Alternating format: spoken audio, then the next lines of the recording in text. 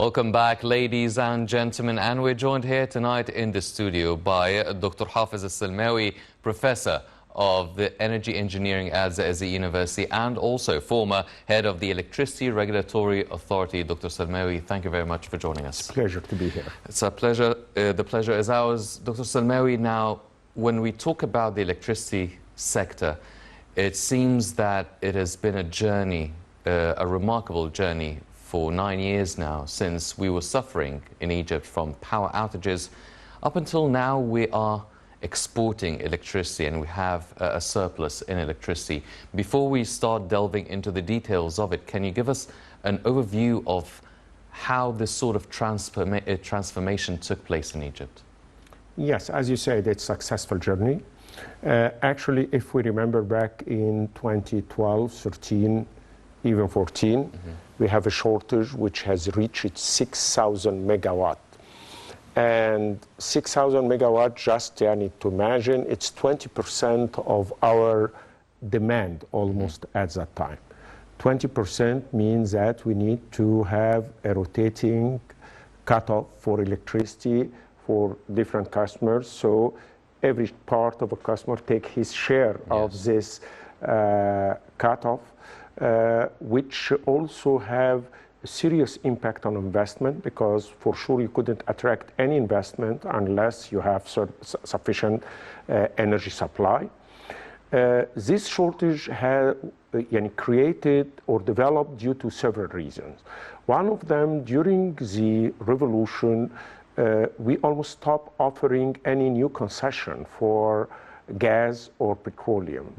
And even we start to purchase, within the gas or oil and gas sector, there is what we call it production sharing agreement. So we have the international partner who search for oil or gas, and when they discover it, we create a company where we share the product 70-30, 60-40, depends on the condition and how much it will cost to get this oil and gas. So we usually use our share and purchase the share of our partner. We start to extract this share without paying during that time, till we have an accumulated debt of $6 billion, $6.2 billion of accumulation. At that point, our partners start to suspect that we could pay back them.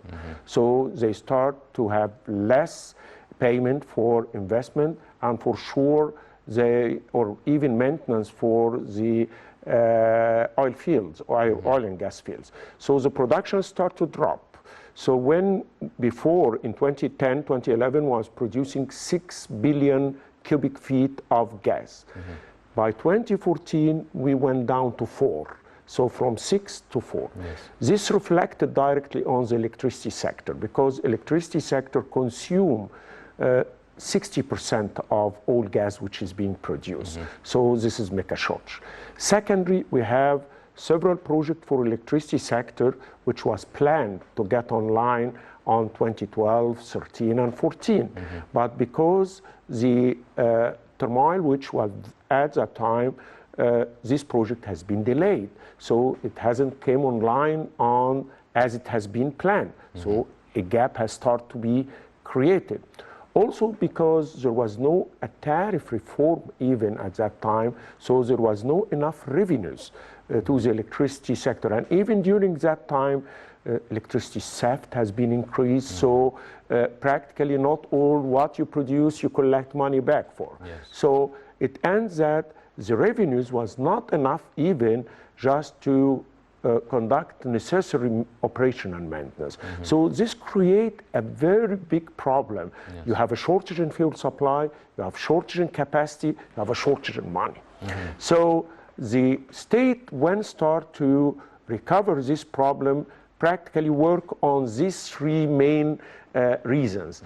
The first one, because when you lose production, you couldn't recover back your production except maybe 2 or 3 years, because it takes much longer time.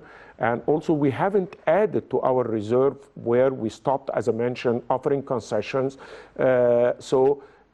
Usually you have producing fields which normally decline in production, so you bring from the reserves to add to your pool. You don't have a reserve enough to add to your pool. So it was expecting that we couldn't recover back within not less than 3 years. So the state decided to import gas, and it was very much challenging for two reasons. One of them, we haven't exposed condition like that before. We haven't imported gas before, so we don't have infrastructure to import gas. This was reason one. Secondly, importing gas costing us $3 billion a year. So we expect to have 3 years for importing if we could recover. So we should be ready to pay additional $9 billion a year. In addition, we should pay the $6 billion accumulated debt to the supplier.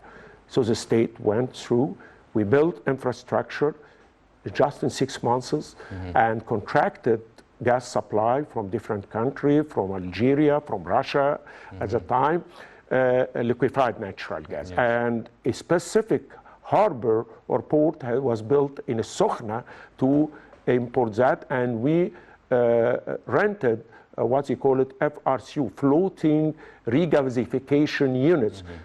The only units was available at that time was just 4 units. Just to give you an idea, Germany now, in order to recover its gas problem, they just added 1 unit and expect to add 5 units within the coming 3 years. This is Germany. We add a unit, very large unit, in 6 months at that time, under the pressure of the crisis. So this was track 1. Track 2, we have what we call it a quick or emergency plan, where we built 3 gigawatts, 3,000, 10% of the existing pool in 9 months. And we recovered back the delayed project within the same 9 months. So a total of 6.2 gigawatt was added. Just to imagine how much is this 6.2 gigawatt, this is equivalent to the generation capacity in Lebanon, in Jordan, and part of Tunisia. So in just 8 months. Well, ladies and gentlemen, we will be off for a short break, and we'll be right back to continue our discussion with Dr. Salmawy, so don't go away.